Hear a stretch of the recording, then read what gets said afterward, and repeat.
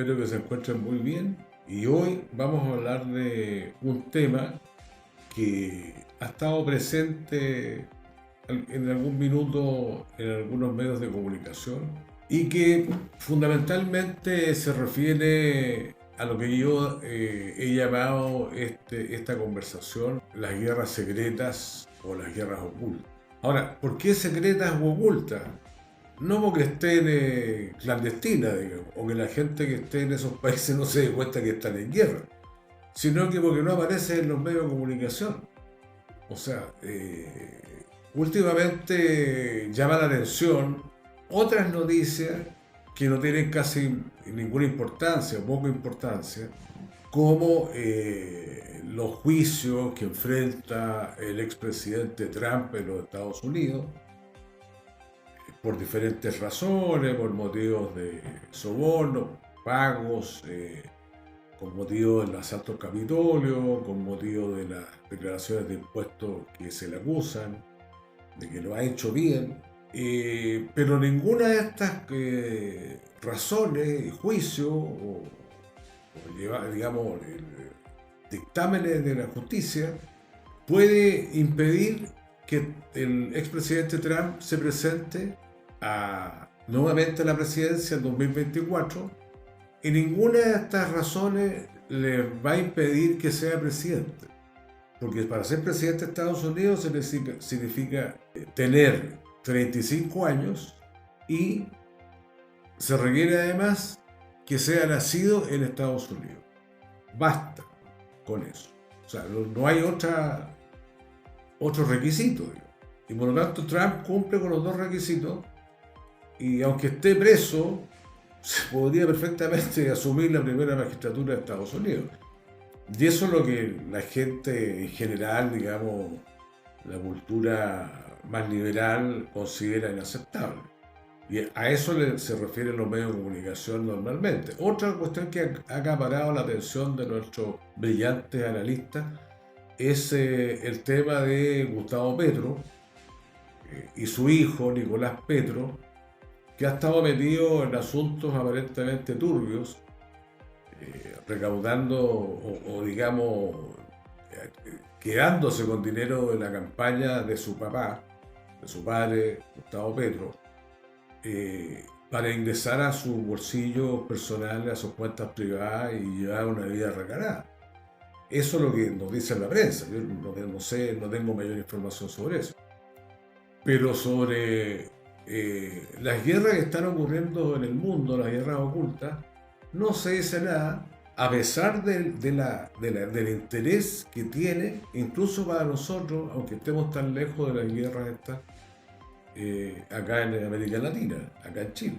Últimamente se ha comentado el golpe de Estado que se ha dado en Níger, que es un país de aproximadamente 27 millones de habitantes, que queda en el sector de la África subsahariana, que queda como más o menos el centro de África, en un sector que se llama, de África, digamos, que se llama el Sahel, o Sahel, que lo constituyen varios países desde el Atlántico, con Senegal, con Gambia, está Burkina Faso, Chad, Níger, Sudán, Eritrea, y que forma una franja, digamos, de territorio que se ha dado a llamar, ha tenido ese nombre, Sahel, por unas condiciones específicas de clima y digamos, de ubicación geográfica, que parece un cinturón más o menos en el centro de África. Ahora, en Níger se ha producido un golpe de Estado contra un gobierno electo democráticamente, y se ha dicho, pocaso se ha dicho, pero se ha dicho, digamos, que ahí hay conflictos que atañen a las dos grandes potencias mundiales. Rusia por un lado, Estados Unidos, o bien Occidente por un lado, Europa, Estados Unidos, etc. Y digamos, los países que están interesados en tener una influencia mayor en África, como es Rusia y China. Ahora, ahí se está jugando un poco ese futuro, digamos, de la influencia que pueden tener Rusia y China en el sector de Níger. Ahora, ¿por qué es tan importante Níger? Es porque es uno de los mayores productores de uranio del mundo. Y el uranio, como ustedes saben, se utiliza para las centrales nucleares. Y Francia, fundamentalmente, que Níger fue una colonia francesa durante muchos siglos, muchos años, digamos, no siglos, años, tiene interés fundamental en el uranio porque el Níger es su principal proveedor de uranio, digamos, para sus centrales nucleares. No olvidemos que Francia, como el 70% de la energía en Francia está producida por las centrales nucleares. Francia es un gran promotor de las centrales nucleares y está tratando de hacer lo que se llama hidrógeno verde o hidrógeno gris, podríamos decir, porque produce hidrógeno a partir de la energía nuclear. Ahora, si uno se pone a analizar, Francia, en un primer momento, después del golpe, que fue hace unos 10 días atrás, si uno se pone a analizar, Francia trató de, en primer momento dijo, nosotros vamos a intervenir militarmente junto a nuestros aliados de la OTAN, europeos, qué sé yo. Después, bueno, la respuesta fue de dos países que son vecinos a Níger, que es Mali y Burkina Faso. Ahora, ¿qué pasa con eso?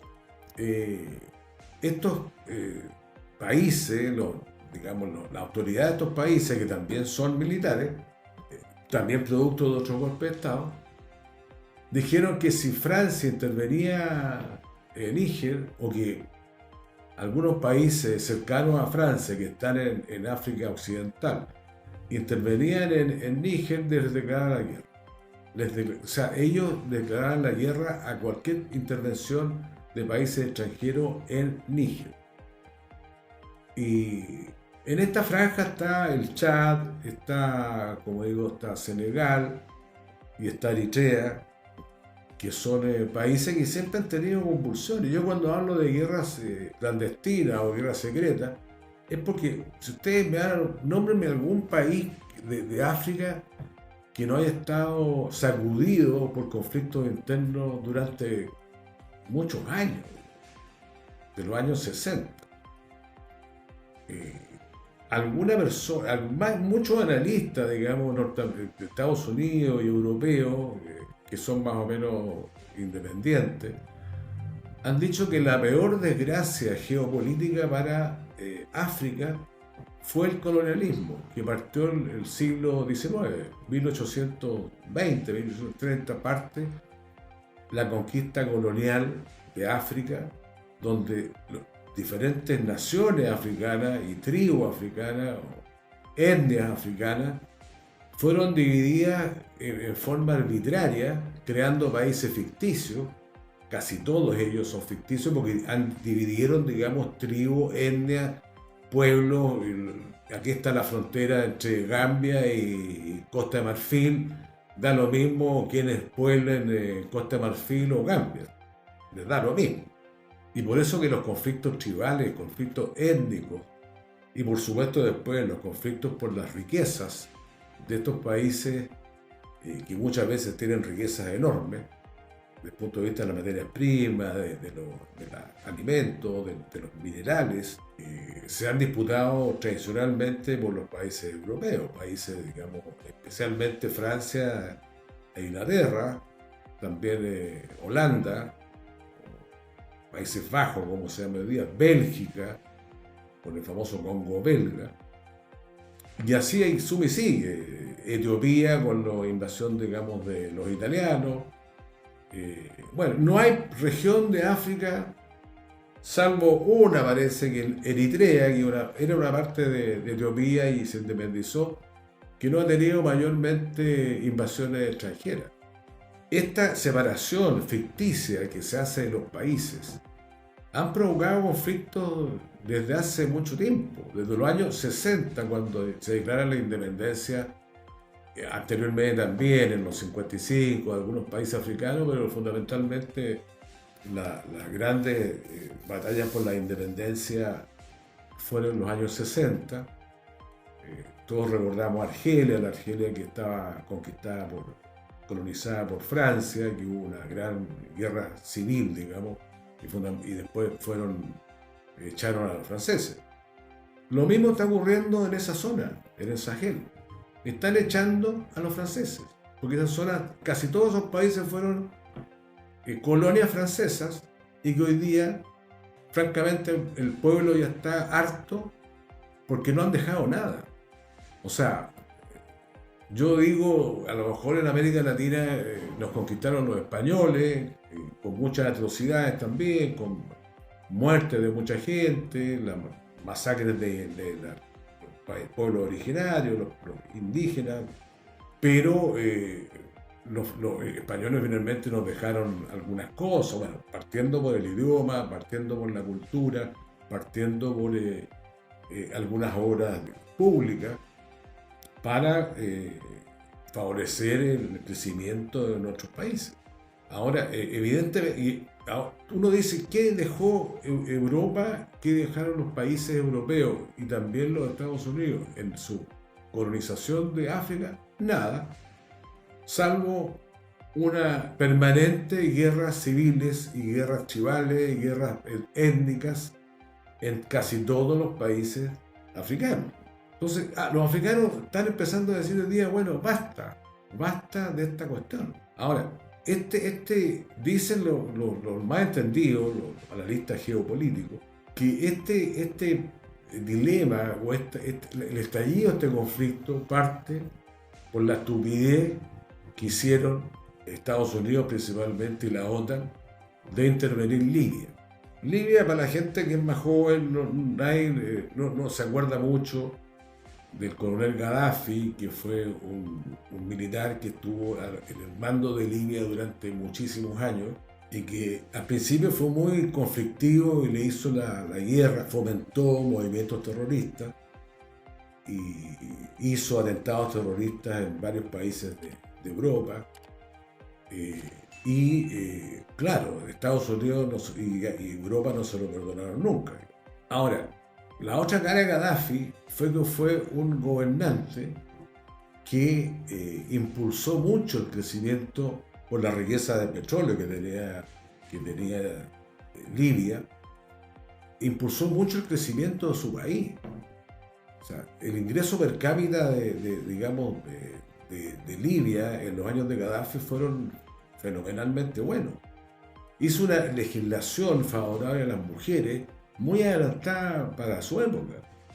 Hizo movimientos, digamos, de igualdad de hombre-mujer muy importante, a pesar de que el Mohammad el Gaddafi, él como persona, es una persona que era conocido por ser muy mujeriego y por tener muchas amantes y qué sé yo.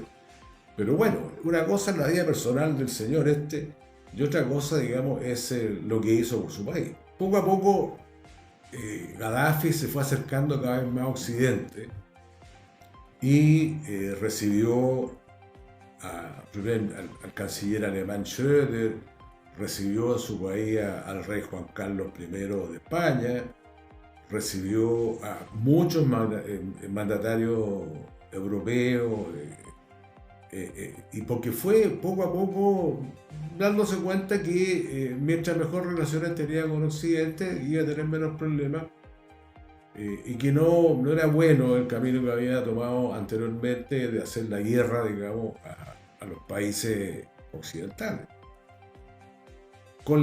En 2011, con las primaveras árabes en varios países digamos, de África, en Egipto, por ejemplo, con la elección democrática de un partido moderadamente, que era un partido moderado, digamos, de tendencia islámica, que se llama los Hermanos Musulmanes, Eh, Surge, bueno, también surge en otros países, en Túnez, todos sabemos lo que era la primavera árabe. En todo caso, aprovechando esa corriente, Estados Unidos financia un golpe de Estado contra Gaddafi. Estados Unidos, Francia, la OTAN, etcétera, Inglaterra, financian un golpe de Estado contra Gaddafi que termina mutilado, destrozado, su cuerpo termina destrozado en una fosa. Y eso salió en la televisión a nivel mundial. O sea, lo masacraron a este señor Gaddafi. Y esto salió publicado perfecto. O sea, se acabó la dictadura de Gaddafi, que era el cuco, el terror de todo Occidente. Se decía que estaba preparando armas nucleares, qué sé yo. ¿Qué pasó después? Lo que siempre pasa cuando intervienen estos países. La debacle. Y no solamente en Libia. Porque ahí comienza el yihadismo, el extremismo islámico, comienza a tener fuerza, particularmente en Libia, y se extiende por casi todos los países, digamos, de África subsahariana, y que hoy día están presentes en el Chad, están presentes en Níger, en Nigeria, están presentes en Burkina Faso, están presentes en Mali, estos movimientos yihadistas que los europeos jamás han sido capaces, o no han querido a lo mejor combatir, porque pueden ser útiles en el futuro. En todo caso, claro, yo digo, siempre se meten estas personas, estos países, estos poderes, se meten y cuando se meten no saben cómo salir en primer lugar y en segundo lugar dejan un desastre político, económico y social enorme, como lo han dejado en Irak, como lo han dejado en Afganistán, como lo dejaron ahora, lo han dejado en Libia, como lo han dejado en el Líbano, por nombrar algunos países que han terminado en verdaderos estados fallidos. Un Estado fallido cuando no es capaz de controlar a la población, cuando el Estado no tiene la fuerza para, para controlar, digamos, los grupos armados que están atacando el aparato del Estado o la nación. Entonces, claro, eso es lo que han conseguido estos genios, digamos, de la geopolítica, que en vez de tener países estables, aunque fueran dictaduras, si esa dictadura es igual en Egipto. Egipto es una dictadura, lleva no sé cuántos años, como 12 años, el señor Sisi, el general Sisi en Egipto. Y que alguien dice, uy, qué terrible el dictador Sisi, ha reprimido a los hermanos musulmanes que los metió todos en la cárcel cuando no los mató, digo. Pero, bueno, Egipto es un país más de África, un país cercano a Occidente, muy bien mirado. Ahora se está dando vuelta un poco la chaqueta de Egipto y está en la última reunión de los países africanos en Rusia, en San Petersburgo, hace 2 semanas atrás, está el señor general Sisi al ladito del señor Putin, dándose la mano y abrazándose cordialmente, porque ahora se está dando cuenta que estar más al lado occidente parece que no es muy conveniente. Y una vez se le dan otro golpe de Estado y lo sacan del poder. Ese es el comentario que iba a hacer hoy, querido amigo, porque realmente este ocultamiento que nos hacen, que estamos acostumbrados, si la prensa, especialmente en Occidente y en nuestro país, digamos, francamente da vergüenza. O sea, uno pone incluso canales de Estados Unidos y se hablan de estos temas tratados por militares, por ex jefes de estados mayores, por analistas de la CIA, etcétera, etcétera, y por asesores de seguridad nacional, y que lo hablan con bastante mayor objetividad y bastante mayor conocimiento que el circo noticioso que tenemos en Chile, bueno, y que ocurre en varios países de América Latina. No digo en todos, no digo en todos. Argentina tiene canales que también hablan de estos temas, y que estos temas que a nosotros se nos oculta. Por eso el término las guerras ocultas. Porque para nosotros parece que no existieran estas guerras y que no tuvieran mayor importancia. cuando se está jugando hoy día en estas repúblicas africanas, se está jugando el destino de mucha gente. Ahora, se dice que el grupo Wagner, bueno, ya intervino en Burkina Faso, intervino en Mali, para estabilizar la situación. Si esos países lo que requieren mayormente es estabilidad. No son países que democráticos o que comulguen con la idea, digamos, occidentales, del respeto al medio ambiente, el respeto a esto, el respeto... No. Y estos países son países que están sobreviviendo porque están generalmente muertos de hambre y están casi todos, mucha gente de sus ciudadanos huyendo, digamos, a los países más desarrollados de Europa.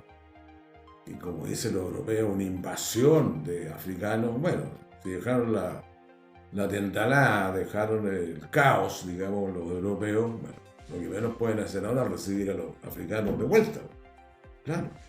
Sí, o sea, se las quieren llevar, como decimos en Chile, se las quieren llevar peladas. O sea, yo no sufro ninguna consecuencia de responder. No, sí, hay consecuencias. O sea, el desastre que han dejado, como digo, geopolítico, político, económico, social en África ha sido brutal. Brutal, no tiene nombre. Y la gente se está muriendo de hambre y la gente tiene que emigrar porque no tiene que comer.